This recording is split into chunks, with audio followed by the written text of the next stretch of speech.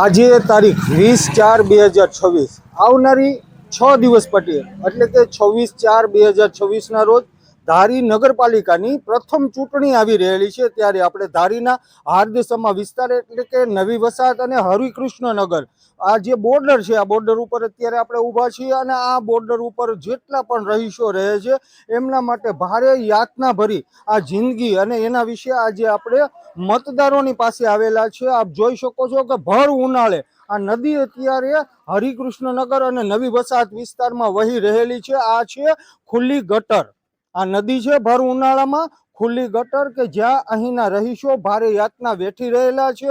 ભાઈ આ કયો વિસ્તાર છે? હરિકૃષ્ણનગર આ છે। કેટલા સમયથી આ યાતના ભરી જિંદગી છે? આ તો 5-6 વર્ષથી છે એમ। 6 વર્ષ, 6 થી 7 વર્ષ થયા આ જે વિસ્તારના લોકો છે એ ભોગવી રહેલા છે, અને સાથે જ તમે જોઈ શકો છો કે આ મુખ્ય રસ્તો છે। સોસાયટીના જેટલા પણ રહીશો અહીંથી પસાર થાય છે એ આ ગંદા પાણીની અંદર હાલીને પોતાના વાહનો ચલાવીને અહીંથી પસાર થાય છે। એવી આ યાતના ભરી જિંદગી જીવી રહેલા છે। મારી શું પ્રોબ્લેમ છે અત્યારે? આ જો ગટર ખોદી ગયા હતા, પાછી બંધ કરી, પાછી ચાલુ થઈ। કેટલા દિવસ પહેલા ખોદી ગયા હતા? ખોદી ગયા ને 10 દિવસ થયા। 10 દિવસ આની પહેલા પણ આ વિસ્તારની જે મુલાકાત લીધેલી હતી અને આ મુલાકાતની અંદર પણ ખુલ્લી ગટરો હતી। અત્યારે ગટરો ઉભરાઈ રહેલી છે। હું કેમેરામેનને કહીશ કે તેઓ આ વાસ્તવિકતા દેખાડે। બેન આ જે મારી આ પ્રશ્ન છે, અત્યારે ચૂંટણીનો માહોલ છે, તમારી પાસેથી નેતાઓ મત માંગવા માટે આવતા છે, એને તમે ફરિયાદ કરો છો કે નહીં? આ છે ને ગટર સરખી કરાવી દે નાખી, બીજું બહુ વાઇસ આવે છે બહુ। અને મારી તમારા ઘરની અંદર અમારે ફસવાડે આખી દિવાલ આખી ઉડી ગઈ, દિવાલો આખી ડૂબાણમાં વહી ગઈ છે। એવી યાતના ભરી આ જિંદગી જીવી રહેલા છે।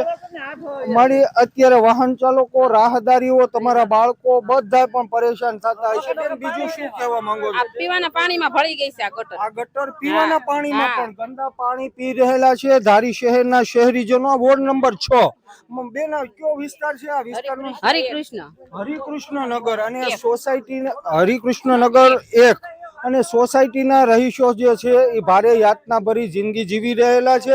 સાથે જ આપણે અન્ય બહેનો જે છે એમની સાથે પણ વાતચીત કરીશું। બેન આ વિશે તમે કઈ નીકળ્યા મચ્છર છે, સાંજે સુવાય નથી દેતા એટલે મચ્છર ઉડે।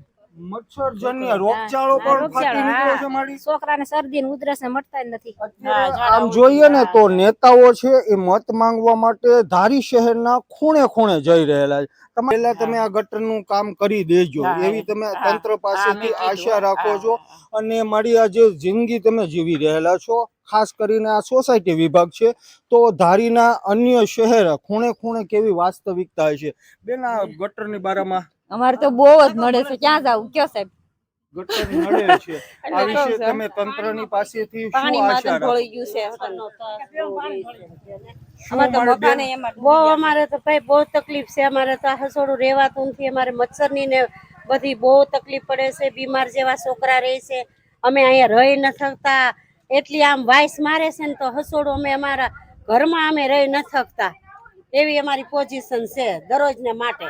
આ છે વોર્ડ નંબર 6 ના રહીશો કે તેઓ ભારે યાતના વેઠી રહેલા છે। તંત્ર પાસેથી, નેતાઓ પાસે તેઓ ફરિયાદ કરી રહેલા છે। નેતાઓ અત્યારે ચૂંટણીમાં વ્યસ્ત છે અને આ લોકોની જે આ જીવન જીવી રહેલા છે, કષ્ટ વેઠી રહેલા છે, એના વિશે તેઓ સજાગ થતા નથી।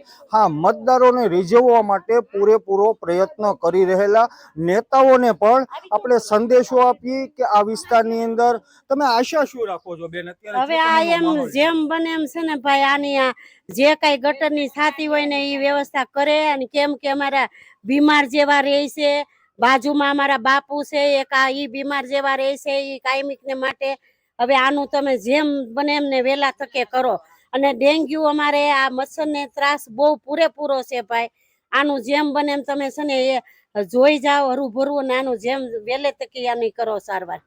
દુર્ગંધ મારતી ગટરો અને ગટરોના કારણે જે લોકો યાતનાઓ વેઠી રહેલા છે, તમે જોઈ શકો છો કે કેવી રીતના આ ખુલ્લી ગટર, આ મેઇન રોડ છે જે હરિકૃષ્ણનગર સોસાયટીમાંથી, નવી વસાહતમાંથી જે લોકો એસટી ડેપો તરફ જાય છે, અને આમ જોઈએ તો સોસાયટી વિસ્તાર છે, ત્યારે હકીકતમાં ગરીબ વિસ્તારો કે જેવા હિમખીમડીપરા કે ત્યાં કેવો ચિત્તાર હશે, કેવી હકીકત હશે, એનો પણ વિચાર તંત્ર કરી શકે છે.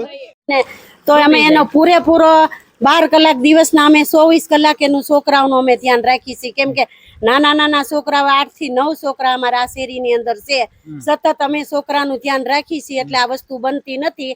બાકી છોકરા આની અંદર ગટરની અંદર વયા જાય ને તો આ ગટરમાં અમારું છોકરું વયું જતા વાર નથી લાગે એમ. તો વહેલી બને તકી છોકરા સામું જોવો, આ બધા બીમાર જેવા રહે છે એની સામું જોવો. ડેન્ગ્યુ ની થોડીક મચ્છર ની અમારે પૂરેપૂરી ઓલી છે ભાઈ, ઝેરા કમળેના વા છે. બાપુ એક બાજુમાં બીમાર જેવા રહે છે, બાજુમાં ઈ ગટર તમે જોઈ જાઓ, તમે તપાસ કરી જાઓ. એક દિવસ તમે અહીંયા રહ્યો અને અમે તમારી ઘેરે રહી. બેન, અત્યારે જે ચૂંટણીનો માહોલ છે, તમે અહીંના સ્થાનિક મતદારો છો અને મત માંગવા માટે જ્યારે નેતાઓ આવે છે તો તમે કોને મત આપો? મત ને જે ભાઈ કાર્યવાહી સારું કરતું હોય ભાઈ એને મત આપવાનું હોય. કેમ કે આ કઈ જોઈ જોઈને વયા જાય, વરના વરા વયા ગયા, 20-25 વર્ષથી અમારા આમનામ છે. આનો આજ પ્રશ્ન છે. ઠીક છે, હકીકતમાં હરિકૃષ્ણનગર એકના જે રહીશો છે એ ભારે યાતના વેઠી રહેલા છે અને આ યાતનામાંથી તેઓએ આટલા વર્ષોથી એવી જિંદગી જીવેલી રહેલા હતા અને આજે જ્યારે ચૂંટણી આવી રહેલી છે, નેતાઓને તેઓ ફરિયાદ કરી રહેલા છે. નેતાઓ એમનું સાંભળવા તૈયાર નથી અને ખાસ કરીને તમે જોઈ શકો છો કે આ વડીલ છે એ ટ્રાયસાયકલ લઈને અપંગ છે. ઘણા જે અજાણ્યા લોકો હોય ને એ આ ગટરમાંથી પોતાનું વાહન ચલાવતા નથી અને તેઓ પાછા વળી પણ જાય છે.